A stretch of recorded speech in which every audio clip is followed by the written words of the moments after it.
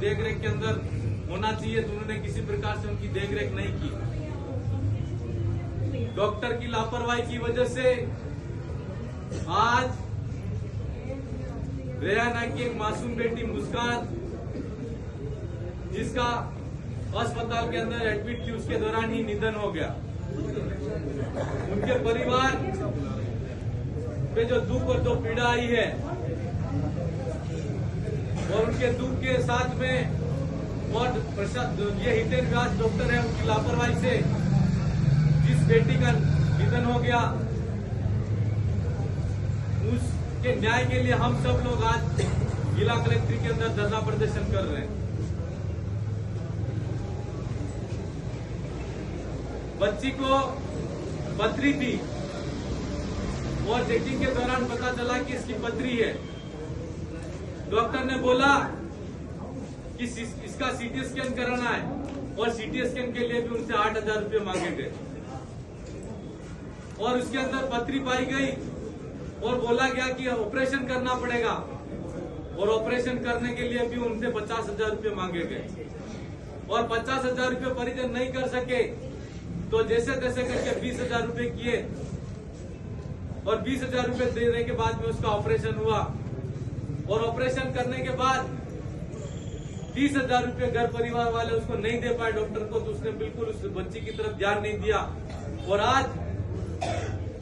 उनकी गौर लापरवाही की वजह से एक मासूम बेटी की जान चली गई। मैं प्रशासन और सरकार से कहना चाहूंगा, यह एक बेटी है जो मात्र एमजी अस्पताल के अंदर और कलेक्ट्रेट के अंदर इतने लोग बैठे हैं। एक दिन के अंदर अगर गिना जाए तो कितने सारे लोग स्वास्थ्य विभाग के अंदर आम जन,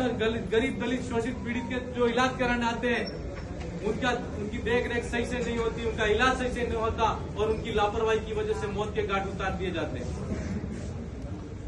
मैं इस मौके पर कहना चाहूंगा, यह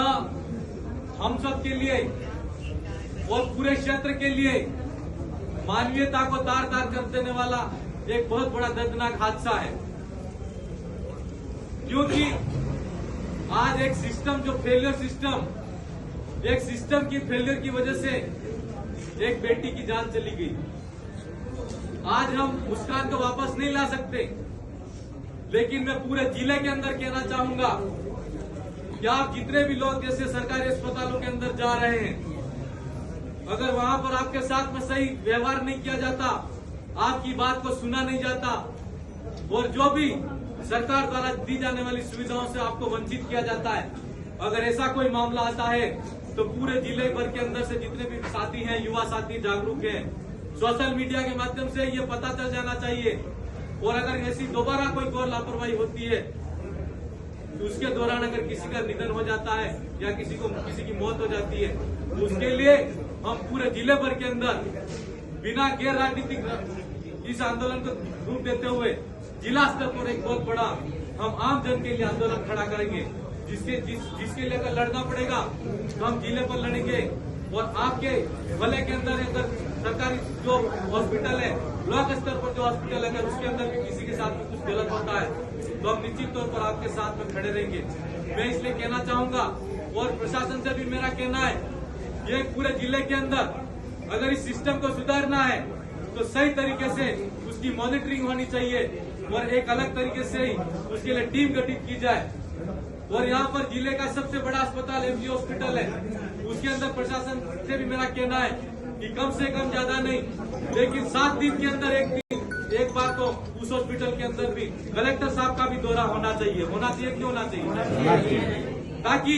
वहाँ पर जो आम जन, गरीब दलित शोषित पीड़ित जो लोग हैं, जो अपना ये सोचते हैं कि मैं इस हॉस्पिटल के अंदर जाऊंगा तो ठीक हो जाऊंगा, हमारा बच्चे के साथ में अच्छा हो जाएगा, अच्छा इलाज हो जाएगा, और